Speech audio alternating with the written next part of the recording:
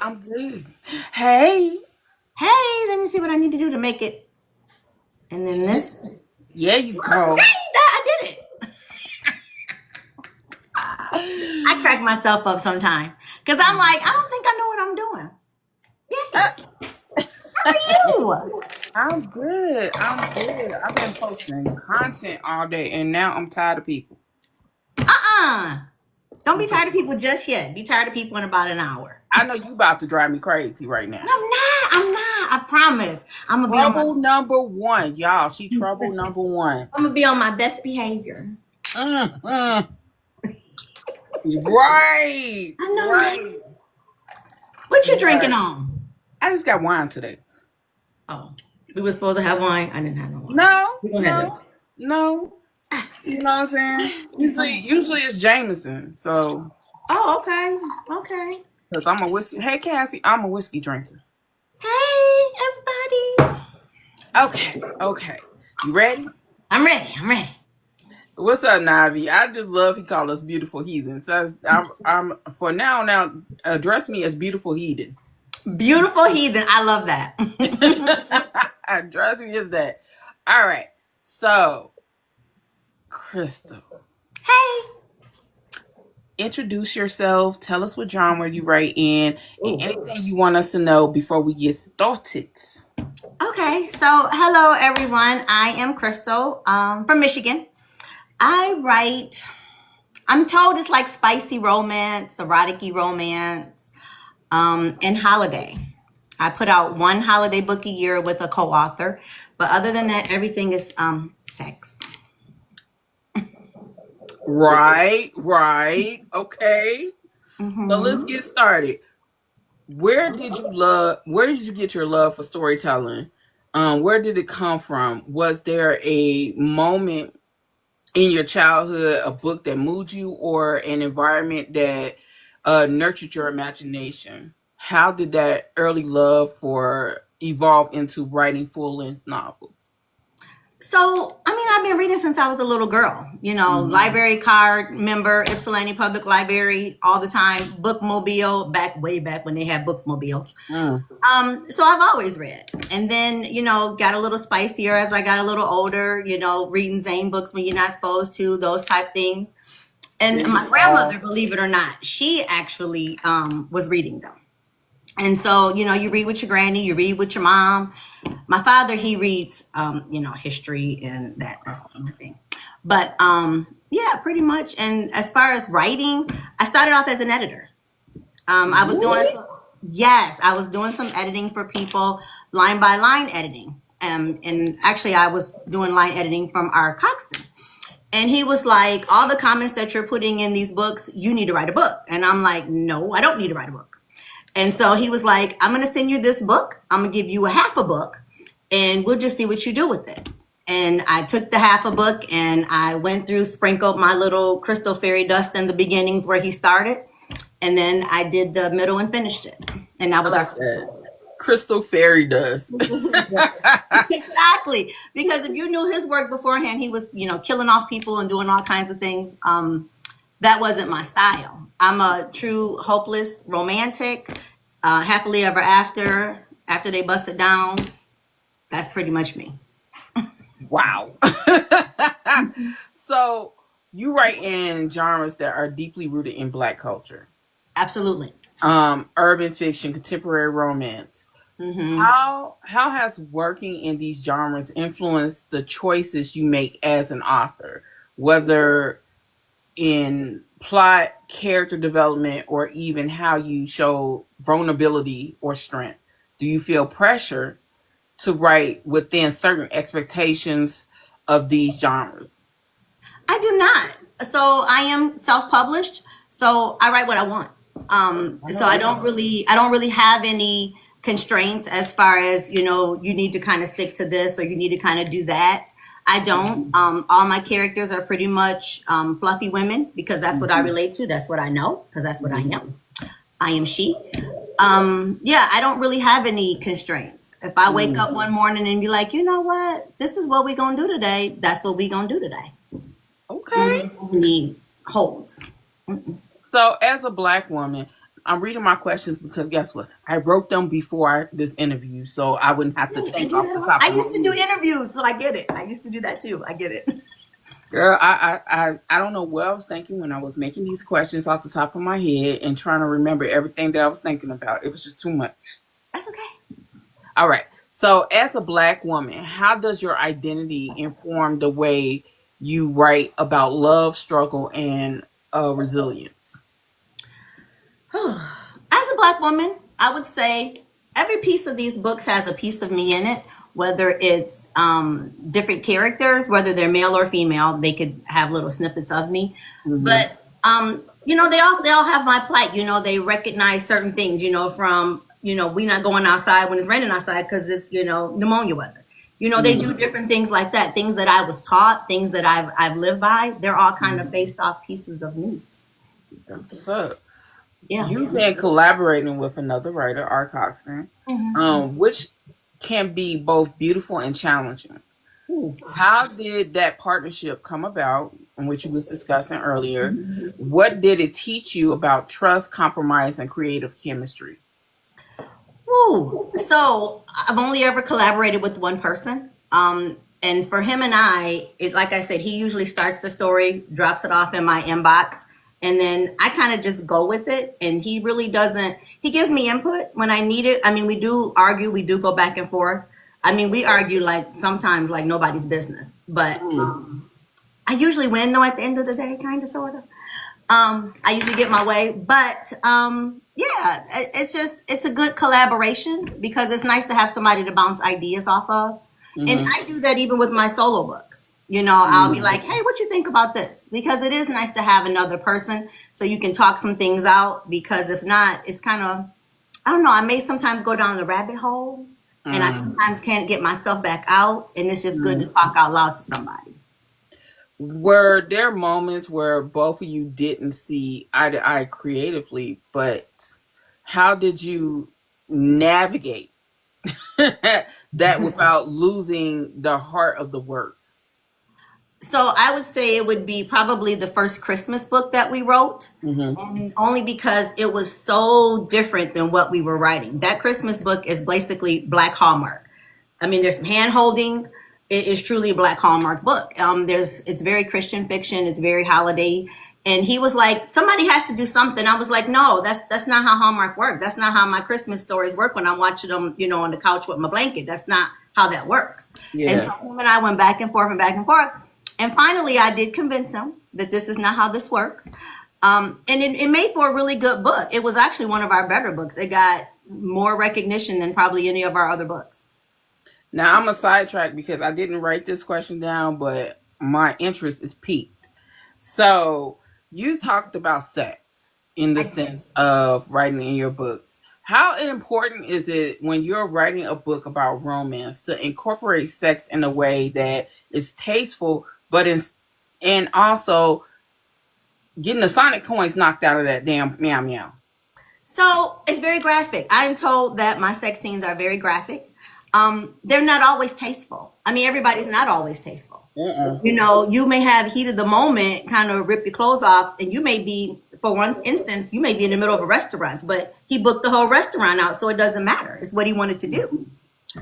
So sometimes it is tasteful, sometimes it's very, intimate, it's very lovey-dovey romance, and then sometimes, like you said, it's trying to knock all the stuff and not her insides, and That's he what's does. Yes.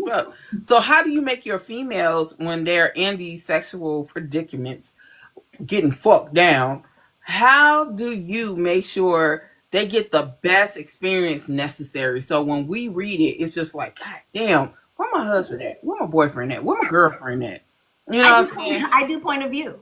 So my stories, they're not written from narration. They're written Mm-hmm. from the point of view of each character. And usually in Mm-hmm. sex scenes, I'll do a combination. So Mm-hmm. one portion of it may be her point of view of how things are going sexually, and the other half may be his point of view of how things are going sexually. So you get Mm. both points of view. I like that. Picasso. I like the point of view writing. I do. I don't all that narration. I get kind of lost in it, and so Mm. all of my books are written from point of view. So, what has the publishing journey, especially as an indie author, taught you in the hard way? It was scary. Like, the promoting part is the hardest, obviously. Getting your name out there, especially for myself, because I was so new. Nobody knew who Crystal Davis was. They had no idea. Some people knew me, just from around some book groups and things like that. I was a helper for different authors. Like, I was helping them, promote their things in the beginning before I even thought about writing a book. So some people knew me from that. But the hardest part, I would say, is probably the promotion and the getting out there and talking. It's harder to talk about yourself than it is to talk about other people. Mm. Yeah, like I can talk about other authors all day long, but when people ask me about myself, I tend to, like, I don't know, I tend to not be as vivid with myself as I do with other people. Mm. Were there missteps you wish you could warn younger writers about? And if you could go back and warn your younger self, what would you say? I would say just do it. Don't I overthink. I'm an overthinker. I'm true Pisces overthinker. I overthink everything. It takes me a while to write a book. I'm not swift at it at all because I'm constantly overthinking. Don't overthink. Just do it. Yo, I'm trying to focus on what you're saying, but that bar in the back. Oh, the bar. I thought you was talking about the break-in. I'm like, no, I promise you I told that my dog to be quiet. Oh yeah. I'm in my Oh kitchen. my god. Y'all, I'm gonna go to Crystal House. Come when you come. Aren't you coming to Detroit soon? I am. I'm coming in for the ICU event. Absolutely. I'm gonna be there. Girl, you gotta come by for a drink one day. Yeah, I because may I'm even get a like, room where y'all at and bring the mobile bar with me. We'll see. I'm like drink champs. Shit. So I come from a long line of drinkers. And so I always have things on the bar when people come over, and people will come over, they'll bring a bottle and they just leave it. And I travel a lot. And so I pick up bottles in different countries and throw them on the bar. So I always have things on the bar. Naima, yes, I can. Do you see that glorious, Why she can't beautiful piece come? right there in the You can't back? go to Crystal's house. Yes, you can. Yes, you can. You come by for a drink. So, all right. So, any moments of exploitation, burnout, or broken promises that you just wish, fuck. Yeah. So part twos, I don't tend to like to write series. And I sometimes allow people to be like, oh my goodness, so and so needs a book, so and so needs this, so and so needs that. And I tend to listen to that, even though that was never the intent. Yeah, I have to learn to say no. Everybody don't need a book. Everybody don't get a book. Sometimes people are just supposed to be in the shadows and then they were just support. But how do you know? How do you know that character, that specific character, does not need a part two? Because I'm not, I struggle to write it. Like I have a part two that I'm working on now that I've been working on for a while. And I mean, the story is there, but I keep going back to the first two main characters, almost making it a second part of their book and not concentrating on the other two. I'm thinking these people are just supposed to be in the background. They're just supposed to be friends. So, does your character, do they speak to you, or they just, it's just off the top of the dome? So it's so weird. I see scenes in my head. Like I write, I know it's crazy. Like I write in different scenes. Like I'll see a scene and I may bounce around a book. I may see the ending and I'll see the scene, how that should play out, and I'll write that. And then I have to go back and then see what led them to that. I see scenes in my head. Like That's the first time an author has said that. that they see, I see whole entire scenes. Like They'll just tell me, the characters are speaking to me, and when they shut up, I just push the book to the side. no, I see full scenes. Like I see people at a lake, having a picnic. Like I see full scenes. And then next thing you know, I have written this scene. Damn. Yeah. So, what have you learned not to tolerate or accept in the industry, especially as a Black woman? That you can't. Mm. That Elaborate. you not. I can write whatever I want. You know what I mean? Like they used to say, oh, erotic really isn't for Black writers. That's insane. Like we can write with the best of them. We can write the steamiest sex scene, known to whomever. We can write whatever we want to write. Or they'll say, you know what, that, Hallmarky book, that really is not going to do. Our Black readers aren't going to read that. They read the shit out of that book. So I don't think that we should, hold ourselves to a specific genre, cross genre. If Hmm. you feel like, these aliens have now decided they want to be cowboys, let them aliens be cowboys. Somebody's going to read that. And that's what really baffles me. This whole stereotype that they put on black women or just black authors in general, whether it's a black woman can't write a certain genre because people will not be able to relate to it, or black men can't write romance because they're black men. I don't No, I understand that disagree. whole dynamic. Now, I will agree that some of their romance is a little different than Mm. our romance, but it is still romance. It still has the steam, it still has the intimacy. It's just based on their point of view, it's based on how they see it. That's not wrong, that's just a It's different not. point of view of it. But see, it's okay. Take me for instance. Hmm. I am very in tune with my femininity and my masculinity. Hmm. So when I read a romance from a male, black male's point of view, I can get down with it because I have a masculine type persona. You know what I'm saying? Hmm. As well as I can read from a feminine point of view because I am a woman. You know what I'm Absolutely. saying? So I get the best of both worlds. And I get what you're saying. It's just that I hate those stereotypes because they never, how can I say this without being banned? They are never by, um, they are never by our cast Coxton. I'm gonna get to that comment real quick. Hmm. They are never by those stereotypes are never by those who truly embrace their skin tone, Yes. and they're never by people in the community. Hmm. So you have the pick me Ishas Hmm. that like to fall in line with the Eurocentric view, and Hmm. then you have the Eurocentric view trying to minimize the legitimacy of black literature, period, Hmm. because of jealousy and don't want us to pivot to the top. No, they don't. And it's like they've decided that you can only write this, you can only write street lit, you can only write Yeah. about drugs, you can only write about gangsters. Absolutely not.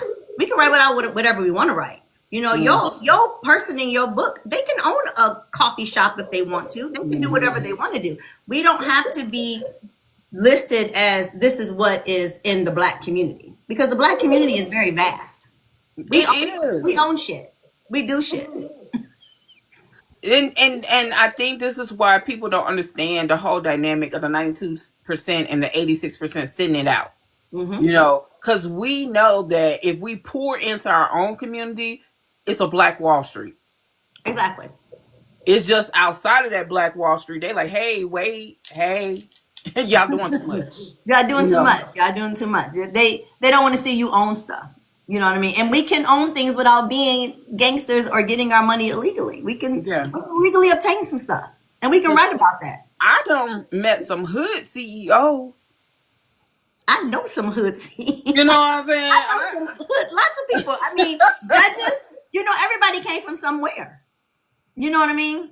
It's just that we talk about and we don't forget where we came from.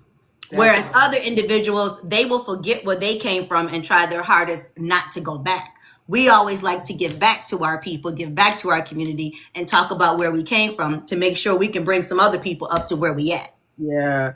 I think okay, my opinion is that a lot of times people get on these levels in Hmm. the literary world and they forget who got them there Hmm. to pivot to the more whitewash arena. Hmm. And then there are those who never forget where they come from and they try to pull back to bring you up. But the Hmm. ones they trying to pull back have that crab in a barrel mentality. Hmm. Do Hmm. you think that is also a thing? I do. I do. And it's unfortunate that we do it to our own. Mm. We don't, everybody doesn't try to see another person excel or even help. Like, I'll help anybody. They be like, Mm-hmm. oh my goodness, how do you do, covers? How do you do this? Where did you get that from? I have no problem sharing that information because somebody shared it with me. Mm-hmm. Whereas other people, oh, I'll share it with you, but it's gonna cost you $9.95 for something you learned for free. No, come on now. Yeah. And I've seen book reviews of black authors from white reviewers. Yes, they were kind of unseasoned. No offense to you white people. It was the two step without the rhythm. What? What? But Mm-hmm. I appreciate that you took the time to read a black author and not have the first thing that come out your mouth is I could not relate to this author because they are black or they are Latino, they are Asian or whatever. I Mm-hmm. love that. I love that. Now I'm still gonna say y'all two stepping without rhythm. Okay. Mm. Y'all doing boots on the ground without the boots on the ground. Without the fan. You know what I'm saying? But I appreciate that. Just it's just this mentality of unfortunately black people coming on this here app, and it's always TikTok. It's always TikTok. Well, because TikTok, people feel freely to say whatever they want. TikTok has become an open source that's really not policed as much as some of the other ones. And so Hmm. people feel like they can say and do whatever they want. Yeah, I've seen a lot of black reviewers who don't even read black authors say, "Oh, I can't read urban fiction because it's too ghetto, it's too hood. I can't read a contemporary romance from a black woman because it feel like they just hood with it." I never read a Then Kennedy that Bryant book particular that was author, ghetto. well, I mean, I have read some ghetto books. Don't get me wrong. I have read some ratchet books, I have but too. it was ratchet on purpose. That's what it was supposed to do. And if that wasn't what you were looking for, then you shouldn't read that particular book or that particular author because that's what they write. But You they know, I'm go not going to knock somebody for what they do. And I never give out 1 and 2 stars because I'm not going to knock somebody's work. If I away don't care that. for it, I'm just not going to review it and say, hey, it just wasn't for me. It's not that it was bad, it just wasn't my thing. Archive saying, look, I went in depth about that on a video, but I can say it right here. I do believe there are clicks. Oh, absolutely. I do You're like believe high there are school mean clicks. girls. It is. It's a lot of mean girls, but y'all know Storm like mean girls because she like to break them down. But but I do feel there's clicks, but that's what every it doesn't even it's just not the black book space. That's everywhere. It's book talk as a whole. Everybody has clicks. You have your friend group. There's nothing wrong with that. Now when it comes to the mean boys and the mean girls, that's when it become a problem. Yeah. Do you feel like there's as many mean boys as it is mean girls? See, I only know a handful of Yes, male it authors is. Y'all just don't personally. see them. And I Y'all. don't see it. I only know, like I said, a handful of male authors that I would consider personally knowing. That I would Mhm. follow them and follow their content and what they post and things like that. And I don't see them being as messy as I mean some of us They're on sometimes Facebook. That's why. I know, but they messy on Facebook. It's messy sometimes. I But try you to know stay what? out of it. I haven't been messy. I tried to stay out of it. I'm such a good girl. I try my hardest. You are such a good girl. Let me stop before you make that dong come out of me. But but no, I do think on Facebook there's a lot of mean men on Facebook. People try to say it's a lot of mean females on Facebook. No, it is a lot of mean men because they don't like other black men succeeding past them in the same genres. You know what I'm saying? It is a lot of mean men. And unfortunately, their bitch ass tactics get backfired on them. You know what I'm saying? Because they don't understand that those men that they're talking about, we're gonna ride for them Oh, because they're absolutely. I unproblematic. know several of them. If somebody come for them, I'm gonna definitely be like, whoa, whoa, no, we're not doing that today. We're not doing that today. And it's unfortunate that we have to feel like we have to defend people, Yeah, right?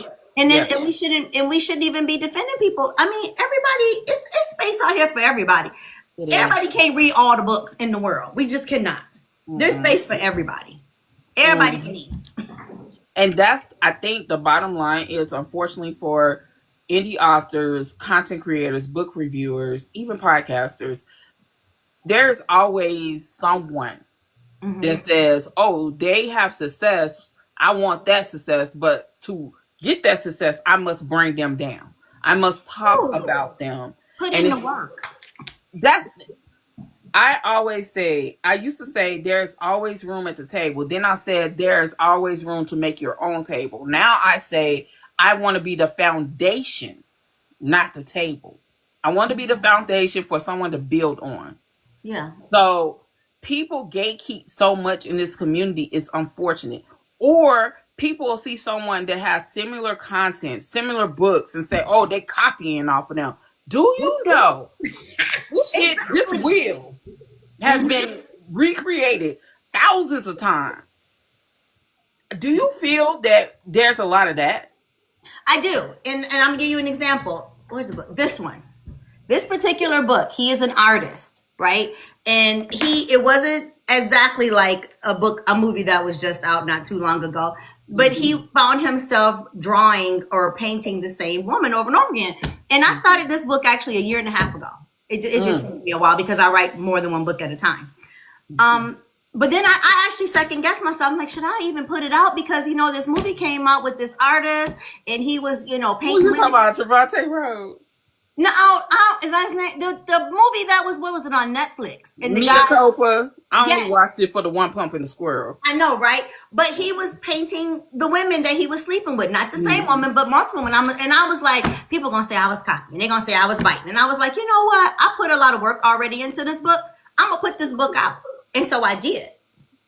Because That's good. in every story, like I get storylines from, I may see somebody, I may watch something on TV. Do you know how many people have redone the story of like The Proposal? Love the movie Proposal, but there's been different variations of that in books. The boss and the secretary. It's been 100,000 of those books. Yeah, But that's yeah. okay because put your own spin on it, and that's fine. That part. That They're never people. going to be the exact same. I just said this on Threads. I said that people have their own personality. Why would you want to be like everybody else? You wouldn't. You would. There are so many podcasts. None of us are the same. Mm-mm. None of us ask questions the same.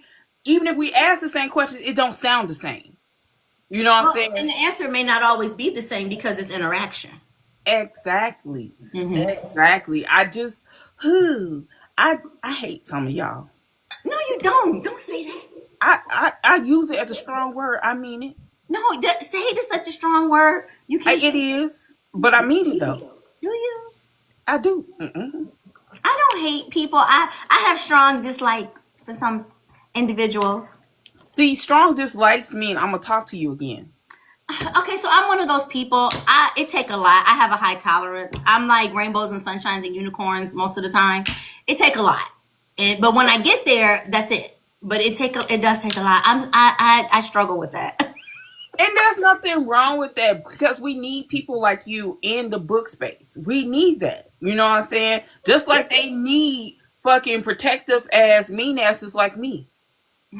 It's a balance. You know what I'm saying? There's a happy balance in the world. You're right. You're right. But like I try to. If people tag me and stuff, I comment, I share it. If I read your book, I will sit there and say, "Oh my goodness, y'all got to check this out. It was amazing." And I do that all the time, only because I have my platform ain't as big as y'all, but for the platform that I do have, I will share. I don't. It Yeah. doesn't.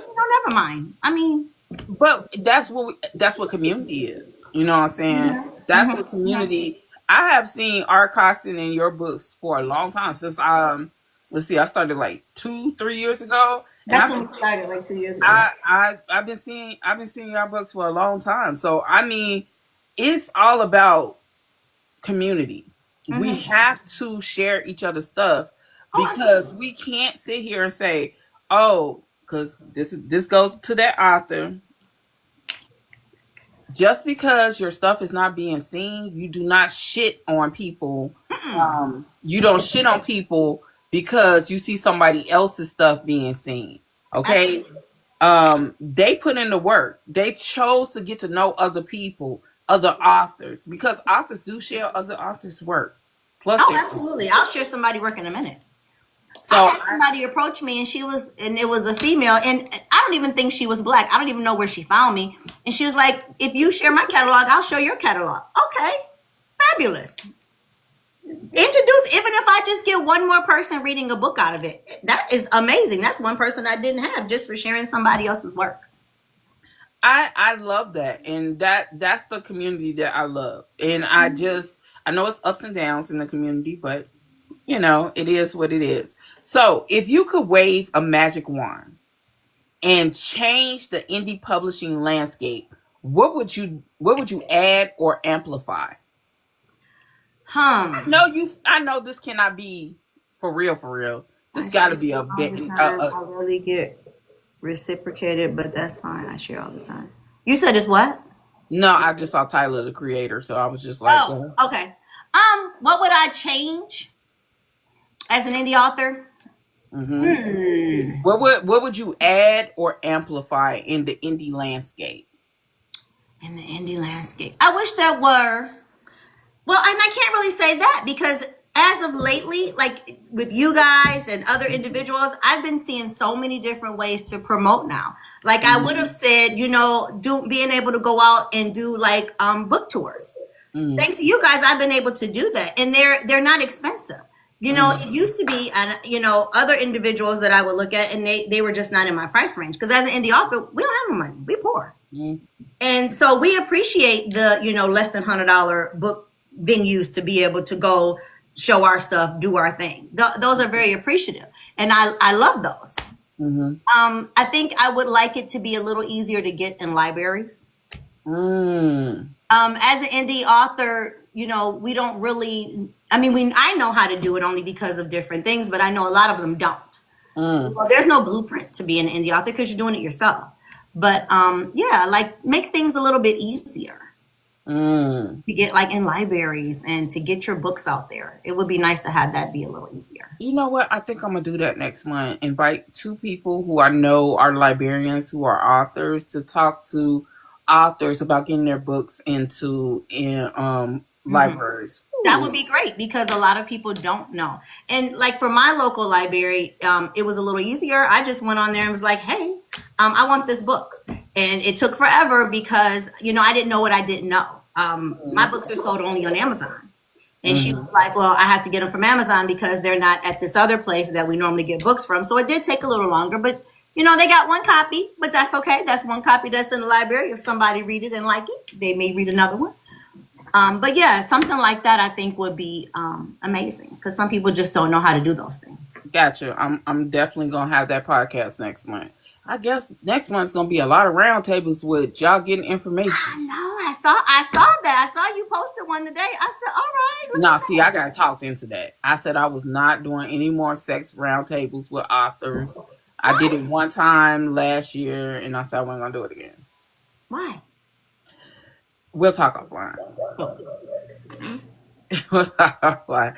Uh, let's see. What unique challenges do Black indie authors face in today's algorithm-driven after white-centered publishing economy? okay. I'm gonna answer that. Somebody said they wanted copyright in there too. That's a good one too. I For know you to somebody know. who do that. Man, look, let me write Put this that on your down. list. Put that on your list. Now, I'm Damn. sorry. Now, what was your question? Because I was reading, because I meant to say that too, the copyright thing. And if it's really needed, even though you publish on Amazon, some people don't know what they don't know. So, yeah, all that. Now, what was your question again? I'm sorry. Oh, before I ask the question again, I am gonna. I'll tell y'all what. I have an editor, a copywriting person, and a ISBN person, and I'll do a roundtable with them so y'all can. But the thing about it is, let me tell y'all this. I'm gonna do these. Y'all better. I better see them numbers on YouTube and on TikTok I will because be there bitch. listening, provided I'm available. I will definitely be there. I don't have anything coming up major. I'll be in Vegas on Saturday, but even if I'm in Vegas, I'll be on there. When you said in May, so May In I'm May, I'm gonna do it in May. I guess I'll be doing a lot of roundtables in May. okay. What's your question? Okay. The question was, what unique challenges do Black indie authors face in today's algorithm driven often by white centered publishing economy? Whew. Let me think about that one. Mm, That's a heavy question. it is. I think it would be the same challenges, just getting people to buy your stuff. Mm, Because most independent authors, we use Amazon, right? mm-hmm, And Amazon is good. Don't get me wrong. Love me some Amazon because that's where I sell my things at. But like we may not know how to promote in Amazon. We don't know how to have Amazon promote for us. Like we don't know how mm-hmm, to do those things. And I noticed that other individuals seem to be getting that promotion in Amazon, and And I was, we'd just be curious to how that works. Because when I try to hit the promote button, they say, oh no, your book is for 18 or over. You can't promote that. Mm. Yeah. Damn. Yep. If you list that your book is for 18 or over, you currently can't promote that on Amazon. What? Yeah. I didn't realize that was a thing, but I mean, with the exception of 2 books, they're all like that. So, but yeah, I think that, and I think Amazon, they promote our books, but I think they only promote them to us. I don't think they promote them to everybody span wide like they do some of the other books, in my opinion. Damn. And I don't know if that's just based off your reading preferences, which it could be, but I read all kinds of books. I read Black authors, I read white authors, only Me because too. sometimes, I may be interested in something and a white author may write that. And so I'll look at it. But I do believe that they really promote Black books to individuals that read Black books, where I don't know. I think it's the promotion within Amazon and how they view your book as far as who they want to share it with. Mm. But that's my So, opinion. I could be wrong. do you think we need more mentorship, better platforms, ethical exposure? What's not being talked about enough? I do. I think we need more exposure, obviously. I mean, that would help everyone. What's not Mm-hmm. talked about enough is how not to get your book stolen. Ooh. Because the only reason why I say that is because you hear all these, like if you Google your book and it's on different areas that it should not be on because you did not get paid for that, we may not know how to get it back. We may not know how to get it taken down. Mm. And that's a big thing as of lately because it's some individuals that's basically was reading entire books online. Yeah, I saw that. I saw that. Exactly. And we've put a lot of work and time into our books, and to have somebody read it word for word for the world to hear, I mean, that's kind of shitty. But yeah, just little things like that. How to keep your things your things. So I know Jaquel J was just talking about how someone stole her books, put them on Apple Books, and she had to take them down from Amazon so she didn't get hit But with. now you can't sell your own book. Yeah, that's It's insane. crazy. And I have been hearing that a lot about the Apple industry. Mhm. Anybody can basically, it sounds like, upload a PDF to Apple and sell it. And it's not even theirs. That's crazy. Yeah, is So my understanding. let me ask you. So even with the copyright of your own book and your own ISBN, they can still do that. It seems like it. And I'm wondering, and like I said, I don't know what I don't know because I am new. So don't y'all come after me if I don't know. But a lot of us independent people, because we are so new, we're allowing Amazon to give us the ISBN. We're not obtaining our own. So Amazon will Mm. assign that ISBN and that gives them permission, I think, to sell at different arenas. But I think people are taking them from those other arenas because I Amazon will give you an ISBN if you don't hold your own. ISBNs are not cheap, Mm-hmm. Mm-hmm. So I'm wondering if it's like a double-edged sword. If you may need to invest in yourself and then you own it all, but again, that could be very costly for a person just starting. I'm gonna have to do some research about that because I want to know myself. So, can you share a time when writing became overwhelming, when the pen felt too heavy, or life made you question continuing? Personal. Your personal life interferes with your writing life. Life be like Mhm. lifing. I'm an emotional writer. If all my moon and stars don't align, I can't write shit. Like I don't see Mm. nothing. I don't feel nothing. I can't. It was last year. I took a huge hit personally, and it took me almost probably like 8 months, 9 months before I even opened up a keyboard to hit Yeah. the like I. And I'm an emotional person, so I'm an emotional writer. I can't if all my moons and stars ain't together, ain't nothing working. I just Mm.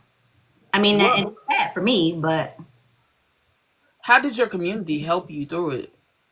they just, kind of. I have a personal community too, like the book Mhm. community. They probably didn't even realize, but I had Mhm. kind of taken a step back from Facebook and everything.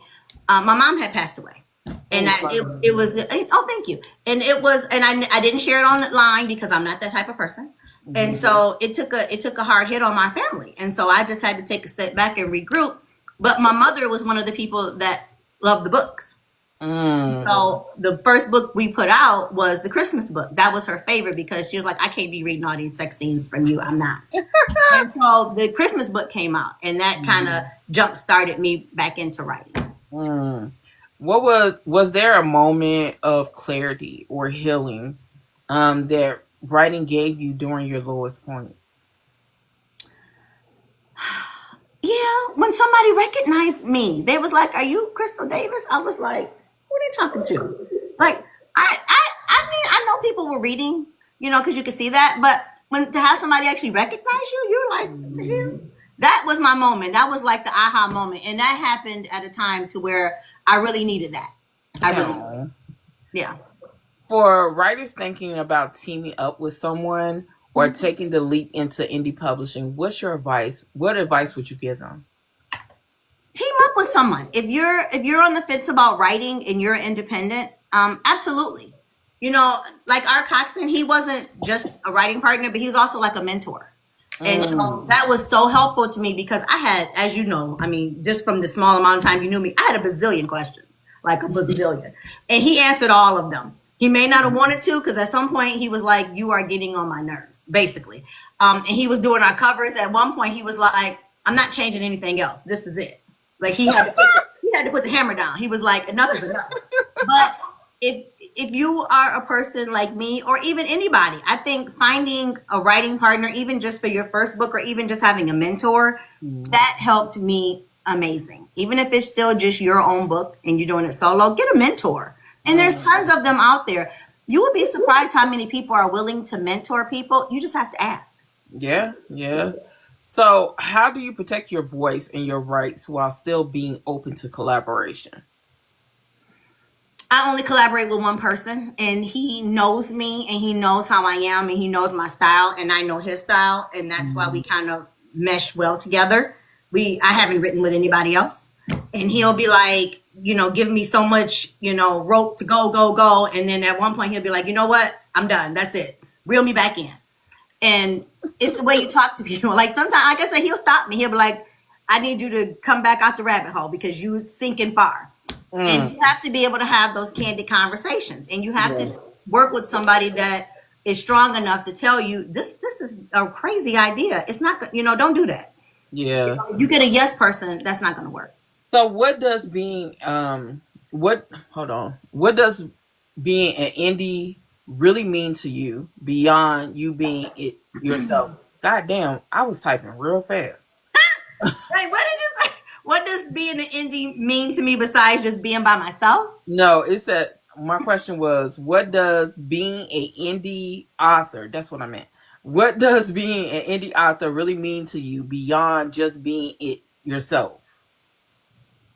Being an indie author means that you may not necessarily do everything by yourself because some indie authors have a village. It just means that I'm self-published. It means that when I go to Amazon, I hit the upload button by myself. That's it. And if somebody's gonna come back and say, "Oh my goodness, there was a bazillion errors in there," it's gonna come back on me because there is no publisher. I'm the publisher. I actually have my own publishing company. I mean, I started it all, so it's just me. I got Yeah, like a little island, but I do have a village. Like I have Randy, I have Elaine Jenkins. Obviously, she's a good person to bounce things off of. Both of Rebel them number have been in the two. industry. I know, right? And she and I, we travel together and we do book events together. So we bounce ideas off each other all the time. So Mm, independent, it just means that you are responsible. You hit the go button. I'm financially responsible, but I do have a village. I do have mm. people. Black author events are more than just business opportunities. They often are sacred cultural spaces. Yes. What do those events mean to you? Have you ever felt a kind of emotional or spiritual restoration from being in those rooms? Absolutely. It's nice to see individuals from different walks of life all in the same room. There are Mm, some, the last one I went to was yours.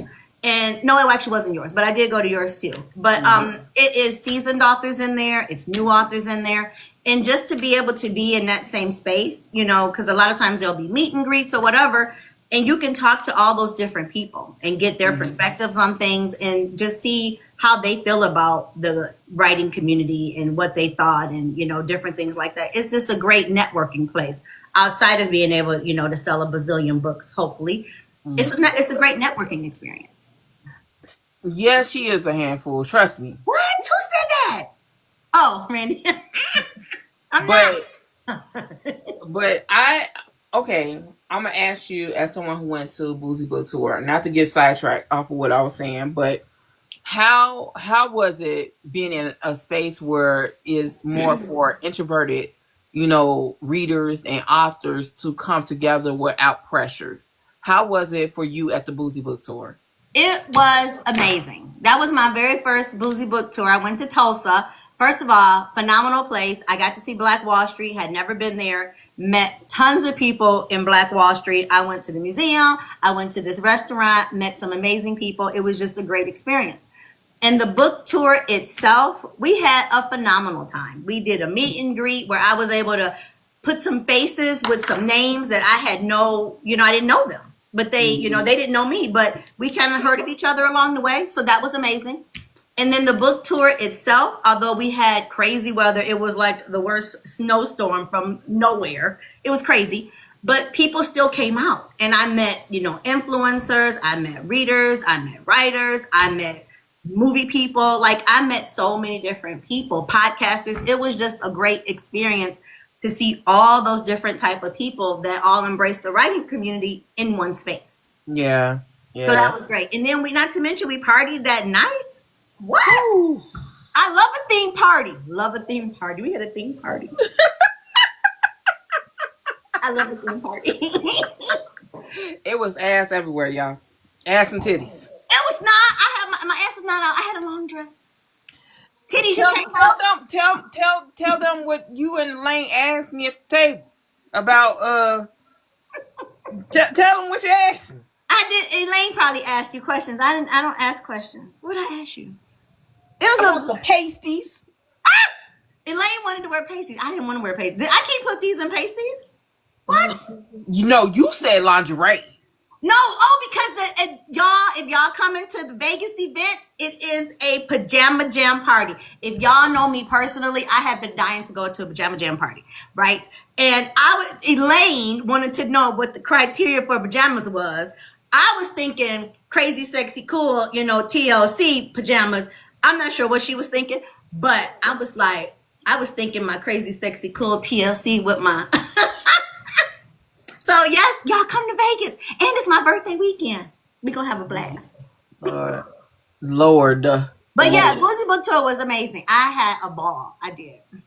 I'm happy you had a good time. So And how? I'm meeting you. I didn't even know you before that, right? I know. Now they're my trouble one and trouble two. Now that's the nickname I gave them all weekend. Trouble one and trouble two. Because Elaine kept getting us in trouble. How do these spaces nurture emerging voices and make room for the full spectrum of Black storytelling? It makes spaces for the full spectrum because it's so many different genres out there. Mm-hmm. And it was so many different people who you could talk to, you could interact with. And it's Mm-hmm. just about the networking. These book tours, especially the ones that are multiple days, they're really networking experiences. Mm-hmm. Outside from the 4 or 5 hours that, we have the book, the selling of books, they're network. All the other times are networking, whether it's the meet and greet, the night party, the seeing each other on the street, whatever have you. Just because we're in the same hotel. I met some people from Chicago that Elaine and I are going to hook up with in a few months. So they're really networking experiences. You coming to my city? I'm coming to Chicago, girl. It only 4 hours away. Oh my God, Jesus! I'll be at the Women's Expo. I know, right? I'm coming to your house. Oh no, Jesus! I'm gonna be there. Are you going to be at the Women's Expo in October? Yeah, but I'm also gonna be at the Boozy Book because Boozy Book Tour has the Chicago event. I know it's the week Over 18. before. But yeah, I'll be Y'all trying to have me on a pole to do both of them. I would have to swing on somebody's pole to be not able to swing on the afford. pole. God damn. I have to be swinging on a pole to be able to afford all of these. But because we had already committed to the Women's Expo. Oh my goodness, you'll see me there. Lord, now don't be stressing my husband out. Don't don't be stressing We gonna stress his ass out. Her husband is super nice. He was there too. He was super nice. my so for those who are just discovering your work, where can they find your books? Are there a specific book or series, characters or titles that you are most proud of, or that you think best represents your journey? Let me look.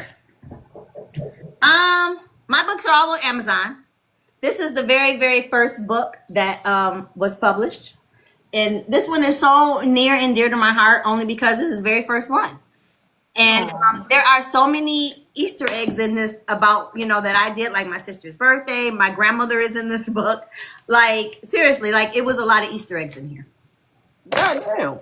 I know because I didn't.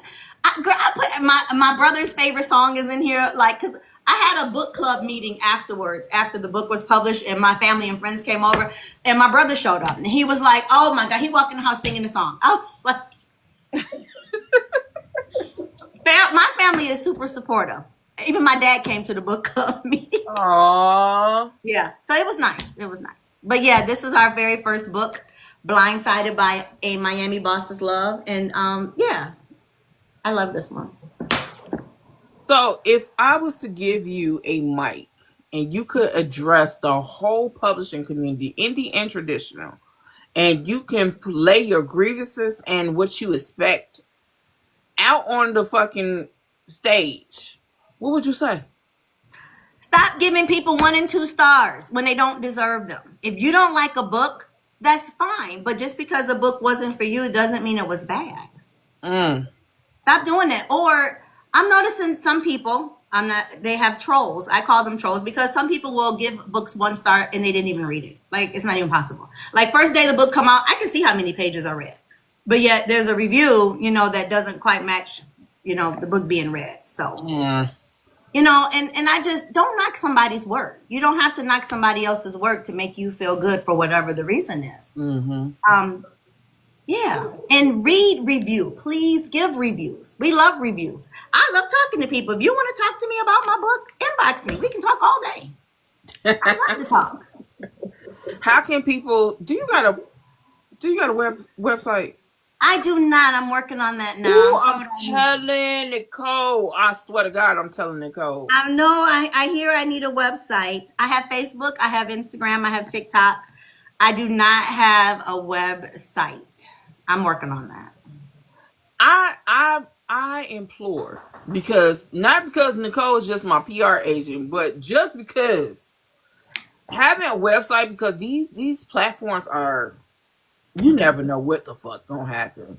You don't. You don't. I'm And we working. might wind up going back old school. You know Hmm. what I'm saying, with the books. So have a website, y'all. She said, especially unexplained ones. Yes, and I'm a person that I read every single review, and I'll call our Coxton Why? because because I'm new. I don't know. Because I got to, and I'm like, did you see so and so? He was like, get off of there. I told you to stop reading that. It's like I can't. Lord. I can't. And he yells at me all the time about reading them. But then again, but you get really good ones too. Like True. I read them all. Okay. I read every last review. Why don't you just press the button where it has the 4-star or 3-star reviews and leave the 1 stars where they at? Nope, I read them all. And then I look back and I click the person's name. So then I see what else they've done. And then I see that they've given everybody's books 1 and 2s. I'm like, really? And so none of the books you read were any good to you? Like, stop. Jesus. Or this is your only review. Really? You signed up for Amazon reviewing just to review my one book. Stop it. He said I don't chase numbers or rankings. I do. So that's the other thing I do. I look at my numbers all the time to see how many pages I have read. Lord Jesus. I know. I'm terrible. I'm new. That's only gonna work so long. I I know because I'm driving him crazy because I'll message him and it'll be like 7 o'clock in the morning. Girl, who the fuck up? But Randy's up that early, but he don't automatically message me back. He be like, "Get off of there." I mean, up in the That's what sense the that they message will want to say. talk The to message will be people. like, "Get off of there." I be up at sometimes 5, but I don't want to talk to nobody. Why? For what? Because I'm still new. Jesus. See, Author Chanel is up that early too. She be looking at her stuff too. You know, this is why certain people ain't got my number. You want me to call you in the morning when I'm struggling? No, I'm just kidding. Girl, the way it would be on red for like about 5 hours before I reply. Some writers are up. You're right. So I do most of my writing in the morning. It'll be 5:30, 6 o'clock in the morning with my coffee, and I do some of my best writing because I don't sleep. Like I'll be thinking about stuff in the middle of the nighttime, and I'll sometimes I'll start it on my phone, and then I'll finish it at like 6 in the morning when I get up. I'm a day person. I'm not a night person, girl. By I'm a 9:30, night person. girl, by 9:30, ooh, I'm in the bed. 9:30. 9:30. I take my dog out at 9:15. I'm maybe watching TV.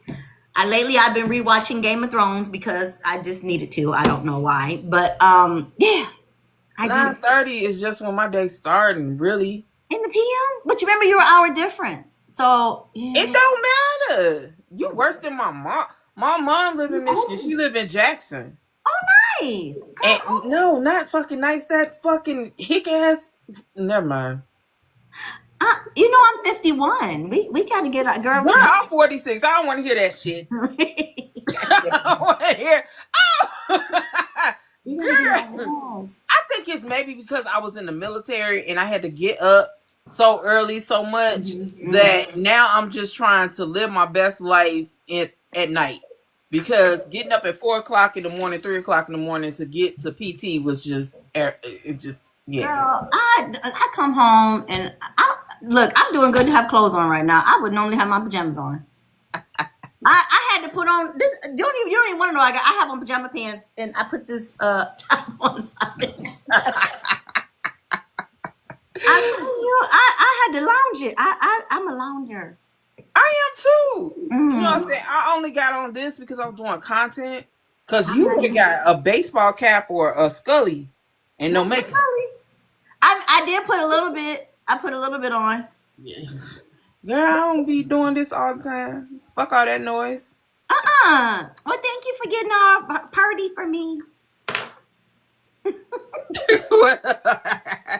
I'm not a huge caffeine person. Girl, I have to have my caffeine in the morning. I'm either a coffee or a tea drinker. But lately it's been coffee because I've been so tired.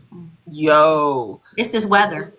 I think it is because this weather's like up and down, especially in the Midwest. It's just up and down. Ooh, it was cold today. I'm ready for summer. It was snow. I didn't have any snow, but it was like 35 degrees. It was sleet, rather. It was snow and rain mixed together. We had that. Apparently, some people had it yesterday. I didn't. It skipped me, but some people had that yesterday. Me and my husband went outside to get something, and it was just like, I know you fucking lying.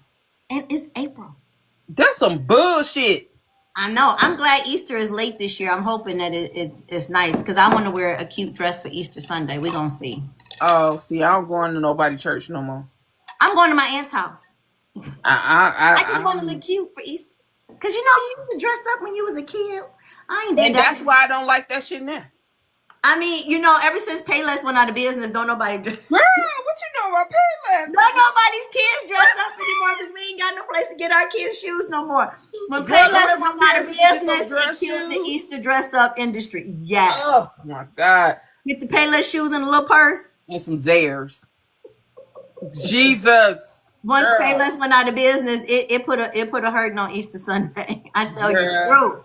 We ain't got money to be paying $40 for one day wearing shoes. We need them $12.99. So let me ask you this: as an indie author as a whole, not just being a Black indie author, just as an indie author as a whole, do you feel that the rest of the world haven't caught up with the wave of indie writing?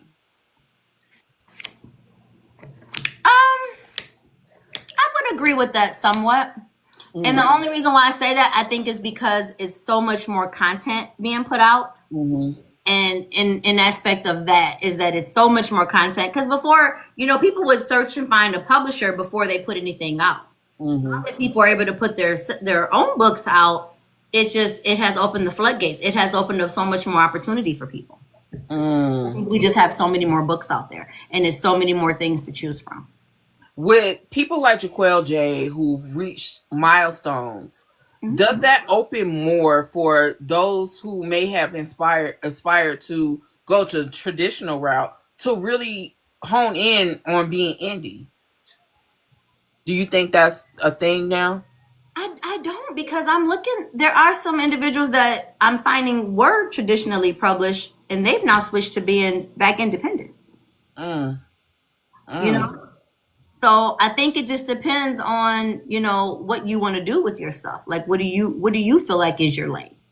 But I've noticed a lot of people are independently publishing. Mm. I have too. And I've noticed that a lot of some of my favorite traditionally published, like supernatural paranormal authors, are now traditionally publishing their books, and they've had mad success in the indie world compared to trying to get on that U.S. Today bestseller list or that New York Times bestseller list. They are literally getting there, but they're indie. Mm-hmm. So if you could tell a new author in your genres that you write in and tell them advice that would help them not fail from the mistakes that you may have made or know of other people have made, what would it be? It would be just write what you want. Don't try to put yourself in a lane. Don't try to force yourself to write what you think people want you to write. Like, for instance, initially I was going to write just straight romance. Mm-hmm. When I wrote the first book, a few people were like, "This is like erotic romance. This is not just a romance." Because I had this warm and fuzzy feel. I'm gonna write this. I'm gonna be this great romance writer, and this is what I'm gonna do. And they were like, "Your book's geared more towards erotic." And I was like, "Well, what makes it erotic?" And they said, "Well, it's the amount of sex that you put in your books and the graphic of your sex scenes. Mm-hmm. Romance isn't usually that graphic. You don't know what, it feels like to have, several spurts inside this woman come out. They don't usually Mm-hmm. write that in romance, but you put that in your book." I said, well, yeah, because that's how sex works. I mean, so I was told, so that's why I started telling people, well, I write erotic romance or spicy romance, so there really is no title. Don't try to make yourself be in a title or any kind of classification. Just write what you want. Do what you Mm-hmm. want to do. That's the advice So, I would have. so with writing erotica or just writing sex in general, Mm-hmm. what would you tell those who are scared to push the envelope, who are scared to, as Black authors, because our white counterparts, they do that without repercussion, but Black authors and POCs always have that, you know, you shouldn't be writing that. So, what would you tell those who want to write more about bodily autonomy, sexual freedom, and just loving a thick woman? Because I'm not trying to come down on you, small bitches, okay? I'm Mm-hmm. just saying, big Mm-hmm. niggas and big women don't get the love they should in books. Well, they get it in my books because all my females are big women, because that's what I identify as. That's what I know. I don't know what it's like when a man wraps his arms around you and they, wrap completely like this. I don't know what that's like, Unless because that nigga about 6'8". that won't happen. I mean, his hands will touch. Don't get me wrong, I got a waist, but I ain't about to be, wrapped all the way around twice. But no, I would tell them, write what you want to write. That's the whole point of being a writer. Like, it's your imagination, it's your freedom. You can express yourself any kind of way you want to. But if you don't feel comfortable, then don't do it, because you're not going to give it the justice that it's going to deserve. What's your nastiest book? I don't know. They all got nasty. Probably this one, the last one, only because he was doing the most. And please elaborate. What's the most? Well, because he's a bartender, but he is also an artist, starving artist. But he just busted open and he makes no apologies for it because he's a single person. So he picks up women in his bar and he has sex with them. That's where he finds his women because, like he said, I don't have money to be out dating anybody, so he doesn't want to date. He doesn't bring them home. He doesn't sleep over. He does what he wants to do, and then he goes home to his own studio place until he meets, another woman that makes him want to do something different. What's writing empowerment to you? Writing empowerment, the freedom to do what I want to do, the freedom to say what I want to say. If you could say anything to those who wish to get rid of books that are from people of color and Black people, what would you say? Don't, because it's a disservice, because everybody needs to have things that they can identify with. And I identify with Black books because I'm Black. I identify with the women of color. I identify with the men of color because those are the men that I would see myself with. So when I'm reading a scene and you done describe this chocolate ass man and he doing what he doing, I can see somebody in there because I can see that man in my head because I know what that look like. So no, we need our Black writers. We need our Black characters. We need those things because that's what I relate to. And that's not saying that I don't read other genres because I do. Am I saying I don't always change the color of the people in the book? I'm not going to say that I don't. But I do because, I mean, you have to see it, like you visualize it. But I leave them like that for the most part. But we've only had that for umpteenth years, Danielle Steele and all of them. We've had them for so long that we had to imagine other characters as us and not complain about it.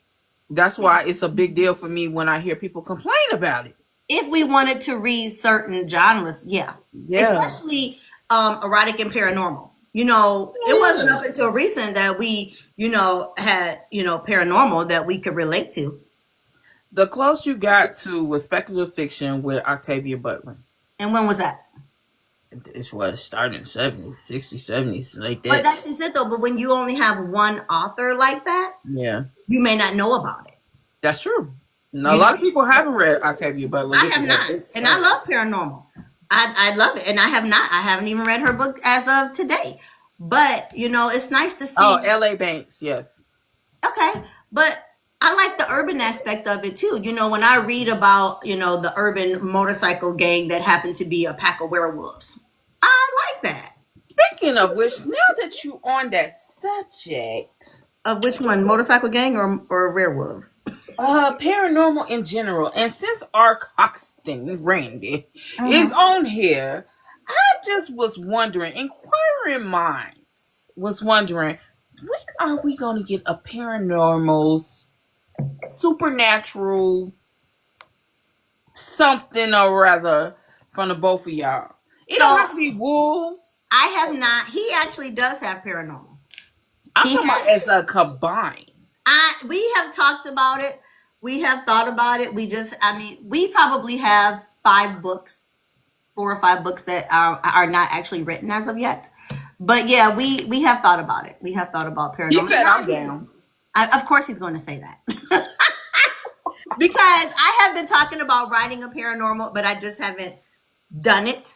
And he keeps telling me I can do it because I read so many of them. And I love science fiction. I just have not pulled the trigger yet. I'm going to need you to cock that shit back and pull it. I know I'm so bad. Yeah, possibly. Possibly? I know, right? But it won't be. I'm thinking, and it would be so off the wall. Like I don't know. I don't know why I'm thinking. Like I love shifting, love vampires, but I'm thinking fairies, and I don't know why because a lot of people think fairies are super small, but they don't have to be. Let me tell you something. You don't like fairies? I have an allergic reaction to the fae. Do you? Why? Look. The fae have been written like Hamilton. I don't mean the upbeat music neither. I'm just saying that should be old as fuck, like Renaissance era. Oh fae. no, that would not be.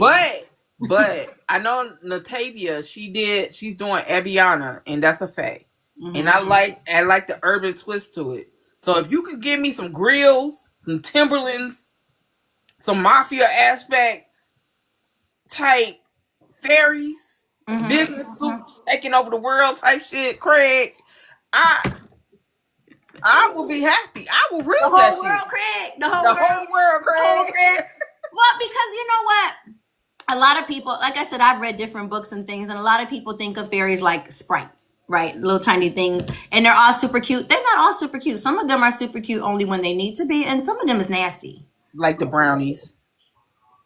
Some of them. I mean, I'm all for that. You know what I'm saying? But I love me a shifter though too. But I like weird shifting, right? But I love me a shifter though too. But I like weird shifting, right? I don't always want to see werewolves. Like, I don't know. What you mean by that? What's a weird shifter? Like bears or some shit, or rams. I don't know. That's Something. not weird. I know it, but you don't really read a lot about them.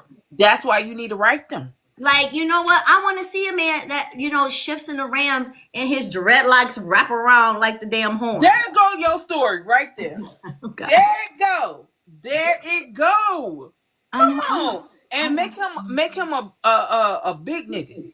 Oh, they all big niggas. I don't do small niggas. make him. I don't want. How can I relate to that? Because all this up if you small. Come on. Because now I ain't even gonna lie. Some of y'all be writing these paranormals and y'all be having these little skinny. Oh, he got muscle, but he's slim. Fuck all that. Where is the dad bods? Where is the big old linebacker ass motherfuckers? Some rugby players. Immediately. I just been having some, like I said, I see these scenes in my head and visions, and so yeah. That's all I want. I mean, I love all of y'all writing. I am such a paranormal nerd. I love paranormal, sci-fi, fantasy, and speculative fiction and supernatural. I love it down. That is my first love. I'm trying to get every one of you motherfuckers that come on this podcast to write a goddamn paranormal. I love them too, but I just want to make sure. I'm nervous. And Randy will tell you this because we've had many talks. I want to make sure that I will give it the justice that it deserves because I truly do love paranormals. Like, I just rewatched True Blood again for the probably umpteenth damn time. You know what? I did the other. I still hate Sookie, but I'm still upset with Lafayette. Like, I love Lafayette. I know, right? I love him, and I love Eric.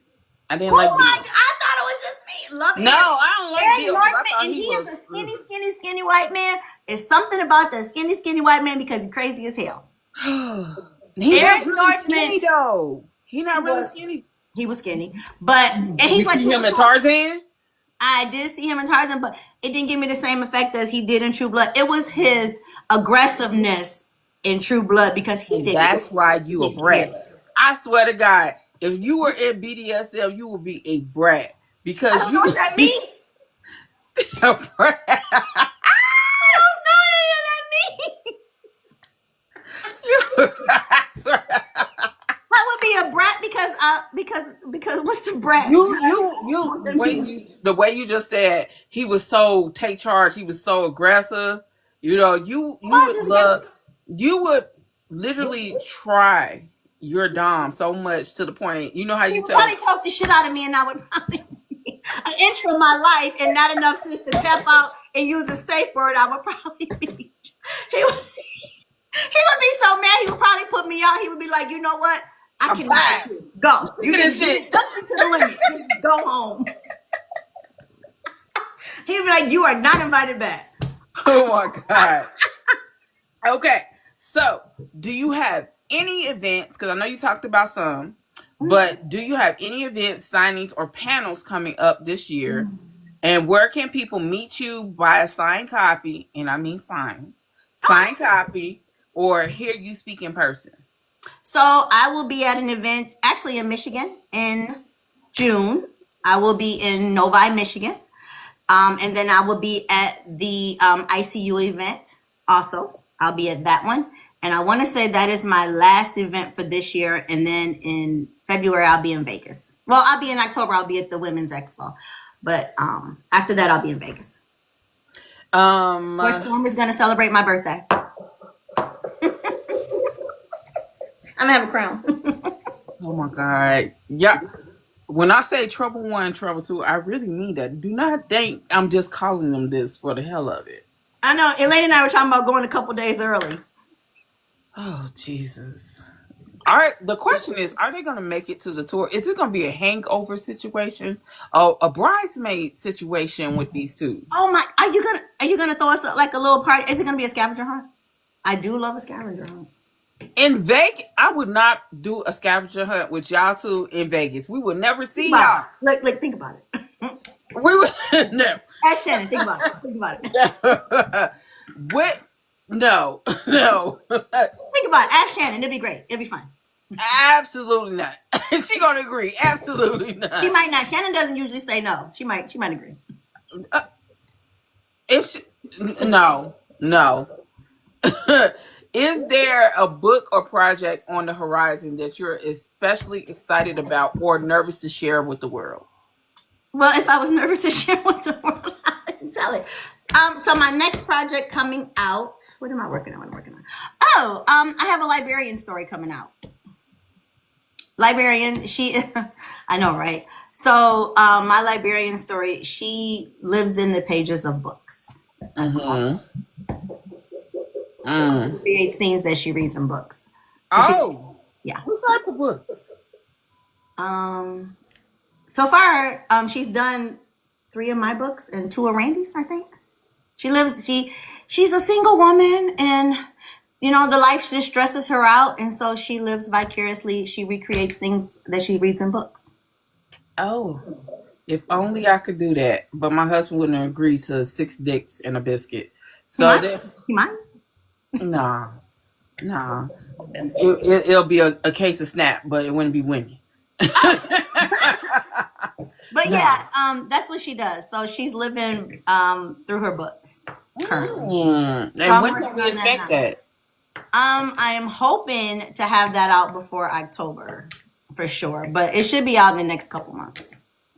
I'm hoping October is the next, the big event. Well, I may try to squeeze it out before ICU event. We're gonna see. I'm working on it now. It's halfway done, so I'm working on it actively. I'm going to hold you to that. And then Randy and I also have a book out that's coming out. We're working on it now. It's not titled, but we are working on it. It is not a paranormal. No. We may have to do the paranormal now and put that on hold. We have done that many times. We'll be working on something and it'll get shifted to the back, and then we'll work on something else.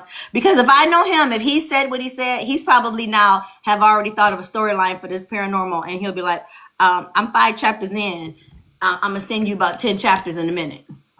He writes fast. I don't write fast. Well, I am looking forward to finding out if you're gonna write this paranormal or not. I know. And what kind of I know you just said fairies, but Jesus take the wheel. I know. Nah, I need ram. I'm thinking these rams. Maybe it's a ram and a fairy. Okay. Ooh. Maybe that's maybe that's the problem. Maybe the ram falls in love with a fairy. Ooh, Randy is still on the Bears. Is he? He said Bears. Only if we could do it in Alaska and it's polar. Ooh, Rams, fairies, and bears. Not everything. A white shoes. A white shoes. White shoes. A white shoes. A alpha ram. I know. I am feeling. And Randy has this thing about he writes a lot of men with dreadlocks. I don't know why the dreadlocks and the ram horns. They get I would like that. With dad bods, big ass niggas. Oh, he gonna be a big one. He gotta be. I mean, he's a ram. I'm talking about big, like he's big. I'm thinking now. Wait a minute. Don't we come in here with no goddamn bat-sized dick now. No, I'm thinking. Well, I mean, it's got to be proportional to. You want little dick men? No, just like, can it be okay? A ram, I can understand, like 10, 11. A bear, maybe, because they're supernatural. But you better figure out a way that her damn walls is not crunched into a fucking pop can status. You know what I'm saying? It's because she's a fairy. I don't know. Maybe she could sprinkle a little fairy dust You can sprinkle a down little fairy dust on there. there. Yeah. To take it. I'm just saying. I'm thinking. I don't know. I don't know. He said bears. I said bears at first. I don't know. We're gonna think about it. Oh Jesus. Maybe it's a family of koalas. Now you're going too far. I haven't seen any. But you know, you want to do What? something different. I have What? not seen a What? family of koalas. What is he? A koala? Have you seen a tall koala? No, but oh no, that would have to be little people. That's a whole different genre. It can't be little people. The little people turning into koalas. We cannot do that. That would be so offensive. I'm sure to somebody. It damn sure would be. I would get somebody. The people would call me. They be like, Yes, ma'am. I'm gonna see you on the TikTok. The Ban list. TikTok drama for the week. Is it wrong? Okay, somebody said kangaroo. Kangaroos. I have not. You know, kangaroos. I don't know because I'm upset with the kangaroos. I just realized kangaroos try to drown dogs in the water to make people go save them, and then they kill people. I have this hate about kangaroos right now. They're making me upset. Did you know kangaroos drown animals in the water?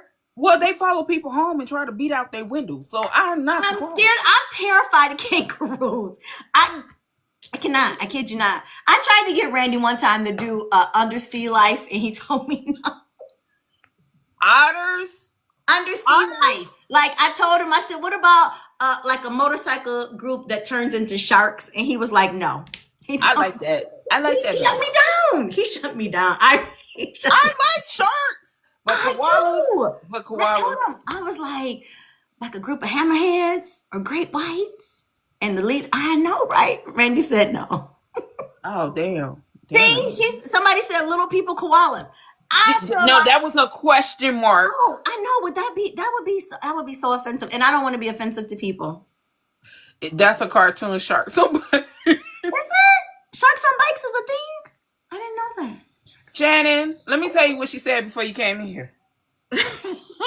She said Vegas for her birthday. You would agree to a Shannon agrees. Shannon is such a sweetheart. You didn't start off by saying Shannon is a sweetheart. What? That ain't what you said. I did say Shannon was a sweetheart. I said Shannon's super nice. I did. Yeah, leading into the Shannon let me do it type deal. Shannon, I think that one of the ideas for Vegas I thought was just, spitting ball and throwing it around. I thought maybe a scavenger hunt would be cute. Super fun. You better up and down the strip. I planned on doing a scavenger. What the fuck is wrong with y'all? Oh my gosh! See, we would never find them. You would find us because we have a meeting spot to come back to. They're gonna get sidetracked. I told you. They're gonna get sidetracked. They gonna see something and be like, ooh. Bright lights. And I'm gonna be like, we missing two people. Shannon said that she was thinking we was here. Me and Shannon was here. She was thinking it. Don't be looking like that. Clearly, you didn't get the memo. I did not. This is gonna be so great. I'm super excited. It's an author scavenger hunt at the event for prizes. Ha! And I love prizes. At the event. That's fine. Okay. She's talking about, I don't know what. I was thinking scavenger hunt, but that's fine too. I agree. I think this is great. Okay. So tell everybody where you are as far as your social media handles, your Facebook group, if you have one. You ain't Nicole. She ain't got no website. I don't have a website. And the best way to purchase your books. All my books are on Amazon. I am on Facebook. I am Crystal Davis on Facebook. I'm here. I'm author Crystal Davis on here. And I'm Instagram, Tamara C227. Tamara is my actual first name. Crystal is my middle name. Okay. So I write under my middle name. But I'm not as active on Instagram. That's mostly family. My family's not really allowed on my Facebook page. I know that's right. That's why I got two different ones. I just don't be accepting their friend requests. They be trying, boy. They be trying. Like you don't want to. Trust me, you don't. I'm going to do some housekeeping before we get out of here. So the Boozy Book Tour Raleigh event is May 17th, Arlington, Virginia, not Texas. Y'all sent us emails talking about, oh, I'm interested in Texas. We are not going to be in Texas. Oh. It's, it's Arlington, Virginia, July 26th, Chicago, October 18th. That is 2025. In Raleigh, we have an amazing lineup. In Arlington, we have an amazing lineup. In Chicago, we are full as far as the authors. So we are not accepting any more authors for Chicago. I'm sorry. No, that's cool. I may slip down there, but that's cool. Just to say, But hey. it is a 3-day event in Chicago because that is the last event of 2025 and the last time we will be doing multiple cities. We're only doing as far as more than 3. We only doing this for this year, and so Chicago is where we started when we first started this, and we are ending it for that this year with a meet and greet, which will be you learning how to step like the Midwest people do. Yeah. And that's your meet and greet. You will get to talk to your authors and you'll learn how to step like us in Chicago. Just saying. And then we'll have the book signing, and then we will have a mimosa, whiskey, and brunch on Sunday. And then we're going to send y'all on y'all drunk ass way. Okay. and, and we also have packages for sponsorship. So if you want to sponsor somebody, even if you're not going to be at the event, you can sponsor the event. Any of those events, you can sponsor it. And also 2026 is Las Vegas. That is the second Melanin Ball. That is Pajama Jam House Party 2 theme. So you will be wearing pajamas all weekend. It is the 27th through March 1st. First day is movies. We will rent out a theater and we're going to watch House Party 2. We're going to go bowling and we're going to play laser tag. Fun. And drinks. Yeah. So drunken laser tag is always great. And so then the second day is the Melanin Ball, the book signing, and the Indie Literary Awards. That list for you to nominate your favorite author in those categories will be up next month. I was going to do it this month, but we're going to do it next month. And so you got a few months from the time we start, the time these people are nominated, all the way up until December, to make sure your favorite is on that list to get an award this time. Do not DM me and Shannon. It's above us. Once you put that shit on there, it's up for y'all to vote, not us. We have no control over that. FYI. And then that next day, it might be a pool party, but it depends on the weather out there because it might be cold. So it might be an indoor. We're just gonna drink until it's time for you to get on the plane. That. Yeah, just saying. And then in Denver, June 20th, we will be having Dungeon Night. Dungeon Night is a BDSM event. It is multicultural, interracial, and erotica. So if you are in that category as an author, come to that event, because at the end of, instead of doing dinner and conversation, we're going to do BDSM by a professional. Its NDAs will be signed for that particular event, because what happens in Denver stays in Denver. And you cannot use your cell phones to take pictures unless you're taking pictures of yourself before the event. All right. And after that, we have Seattle, which will be in October, which will be the Alice in Wonderland theme book signing. Alice in Wonderland, Mad Hatter theme. So come as your Chester Cat, Queen of Hearts, and all that stuff. We're going to have fun. We're going to have tea, and we're going to have Long Island iced tea. This is a dope event. She said tea and Long Island. Also, Boozy Book Tour will also be going to Nigeria in December for the Dirty December. And it is going to be books in there somewhere. Somewhere. It's 35 and up. It's books in there somewhere. I don't know where. You can hold up a magazine for all I care. But yeah, 35 and up trip. And that will be in December to January. And after that, those are all the events for right now. Now, let's talk about some other events that's happening in between time. We have Booked and Busy and LaShawn, Booked and Busy Nicole and LaShawn are throwing a trip called Napa. It's Books and Wine. They are doing Napa Country in California. You get to drink, you get to explore the wine country over there, and that is in September on Labor Day next year. So be on the lookout for that. You also have Jaquel J that's having a book event. Jesus. In New York. In New York, y'all. And that one is called shit. Don't ask me. Just go on her page. Just go on her page. Wow. Also, you have let me make sure I get everybody. Okay, I said that. I have a list, y'all. If you are looking for an editor, Tylee marked by Tylee, she is an editor. She edits the hell out of some books in a timely manner and affordable prices. You have Shannon, who has the Literary DFW, that is an online bookstore. So if you are an indie author and you would like your book in a bookstore, she has one. All proceeds go to her getting her book bus. She also does spend the night book boxes with books in the boxes that are beautiful and filled to the brim, and sometimes have adult toys in them. Yep. Mm-hmm. And then you have the Urban Tea Room. If you want a book box that is filled with tea based off the characters in your book, the Urban Tea Room can make that book box for you. So get up with her. Also, where that shit, goddamn fuck. I have a social media planner, content planner for Black women. It's 3 planners in one. One is for your goals, one is for your social media content, and the other one is for self-care, because you know we don't be self-caring for ourselves.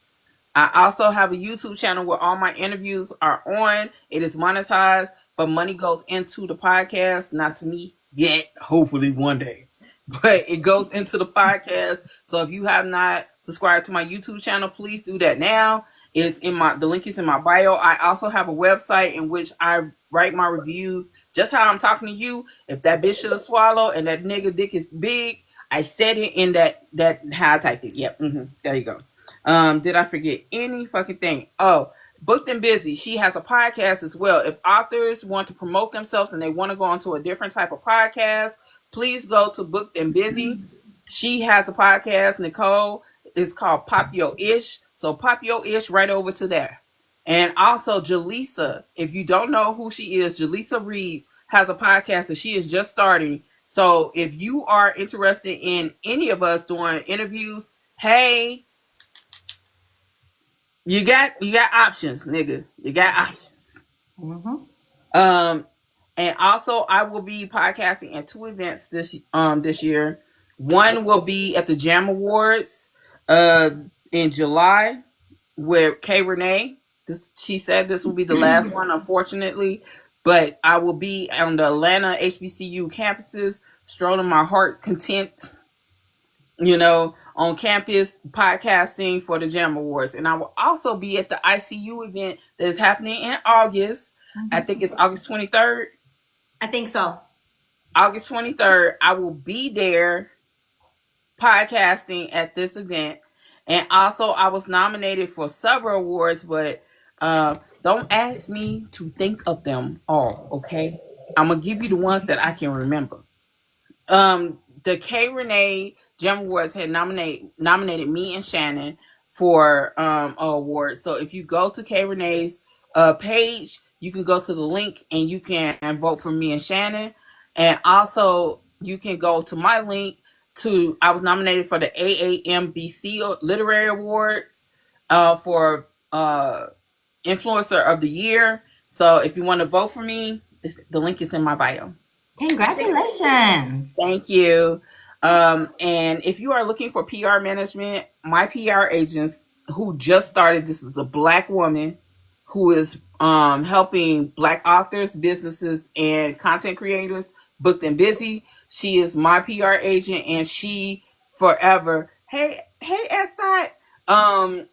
She forever is helping the community. If you're looking for an agent, She's the perfect person to reach out to. Okay, I think I got everybody. Jesus fucking Christ. You did good. Fucking infomercial. Good God. All right. But thank you, Crystal, for coming on here. Thank you for having me. I had an amazing time. You're so awesome. Thank you. Even though you're trouble. I'm not. I'm excited for next month. I'm gonna see what your sex talk is about. I got bullied into that. I just want to say that. I was bullied. You wouldn't. You like it. I was. But it's going to be interesting. And I am also going to, what is it? I wrote it all down. I am also going to make sure I get the 2 librarians that I know and interview them and do a roundtable with the librarians so that authors can get a better understanding of how to get your books into the libraries the right way.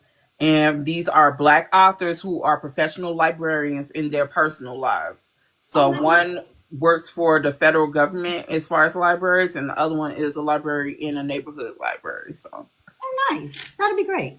And I'm also going to do the roundtable with an editor, someone that handles copyrights, and another person who handles ISBNs, and probably somebody who works at or owns a bookstore, so you guys can better understand on how to avoid piracy. That's a big thing right now. It's crazy. So look for that next month. Goddamn, all these motherfucking roundtables. That's okay. It'll be fun. It'll be great. If you have any idea of something that you want to see on podcasts, please inform myself, Jaleesa,